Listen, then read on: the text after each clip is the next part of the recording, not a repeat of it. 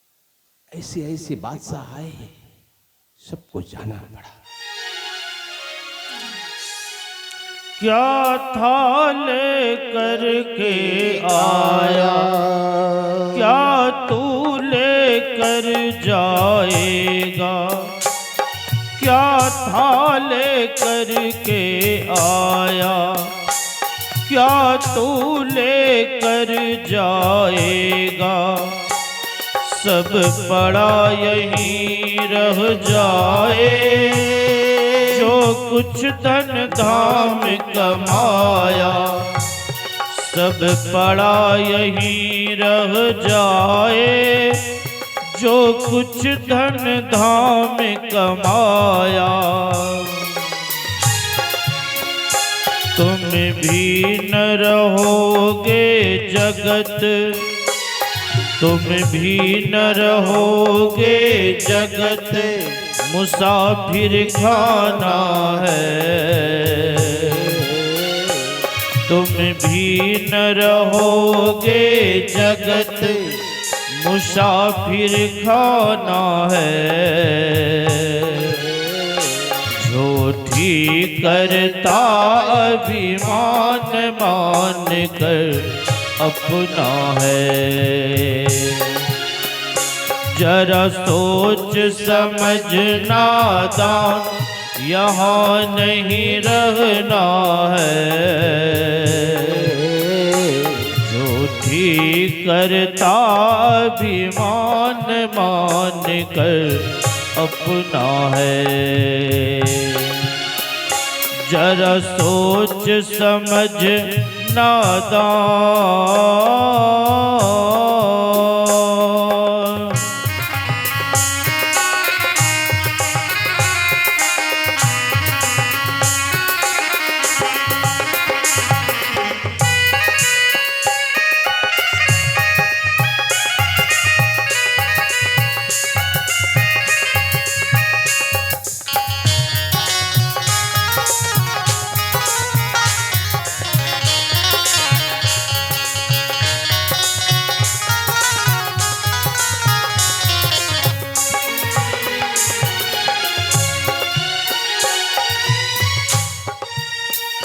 अब भी तू चेत संभल जा, सद्गुरु शरण में आ जा। अभी भी तू चेत संभल जा, सद्गुरु शरण में आ जा। और सत्कर्म ध्यान साधन से निज जीवन सफल बना जा। सत्कर्म ध्यान साधन से निज जीवन सफल बना जा। अभी भी तू चेत संभल जा, सद्गुरु शरण में आ जा। सत्कर्म ध्यान साधन से निज जीवन सफल बना जा। अब करो न धर्म स्वरूप, अब करो न धर्म स्वरूप, तेर सुख पाना है। अब करो न धर्म स्वरूप, तेरे सुख पाना है। झूठी करता अभिमान मान कर अपना है। जरा सोच समझ नादान, यहाँ नहीं रहना है। जरा सोच समझ नादान, यहाँ नहीं रहना है। झूठी करता अभिमान मान कर अपना है। झूठी करता अभिमान मान कर अपना है। जो करता अभिमान मान कर अपना है, जो करता अभिमान मान कर अपना है। अभिमान करें तो किसका, किसका अभिमान करें? ये तन का कि धन का? किसका अभिमान करें? यह तन है कीमती, लेकिन यह भी है विनाशी। सदा इसके भरोसे न रहना। जन्म लिए थे कितना गुलाब जैसा सुंदर, और धीरे धीरे गाल मुख सब पिचक जाएगा। लोग नफरत करेंगे, कितनों मेकअप कर लेंगे, फिर भी लोग नजर उठा के नहीं देखेंगे महाराज। तो शरीर का अभिमान क्या करना है? यह शरीर तो एक दिन मिट्टी में मिलेगा या राख में बदलेगा। औकात क्या है शरीर के? एक मुट्ठी राख। तब इतना फूले नहीं समाते। तो गुरु महाराज ने कहा, छन छन पल पल समय सिरावे, नर तन दुर्लभ फिर नहीं पावे। ये शरीर मिले, अब मानव का शरीर मिला है, मानव बन के मरिए। मानव बन के मतलब जो मानव का रहनी है, जो मानव का आचरण है, उसको जीवन में उतारिए, मानवता जीवन में लाइए। तभी यह मनुष्य शरीर पाने का जो लक्ष्य है वो हासिल होगा, वो प्राप्त होगा। कहने की तो बहुत सारी बातें हैं, और 10:30 बजने को है। फिर अपराह्न काल के सत्संग में आप लोग सुनेंगे। 2 बजे के बाद भजन कीर्तन से आरंभ होगा। आगे हमारे मंच संचालक महोदय की जो घोषणा आप सुनेंगे, क्या क्या कार्यक्रम कैसे होगा। मैं अपनी वाणी में विराम। बोलिए श्री सद्गुरु। यह संतमत का जो कार्यक्रम चल रहा है, उसे आप YouTube के माध्यम से भी MMB ऑफिशियल चैनल पर भी देख सकते हैं। MMB ऑफिशियल YouTube चैनल है, आप उसको सब्सक्राइब करके देख सकते हैं MMB ऑफिशियल YouTube चैनल पर। हमारे चैनल MMB ऑफिशियल को अवश्य सब्सक्राइब करें और नए अपडेट सबसे पहले पाने के लिए इस बेल बटन को दबाना न भूलें।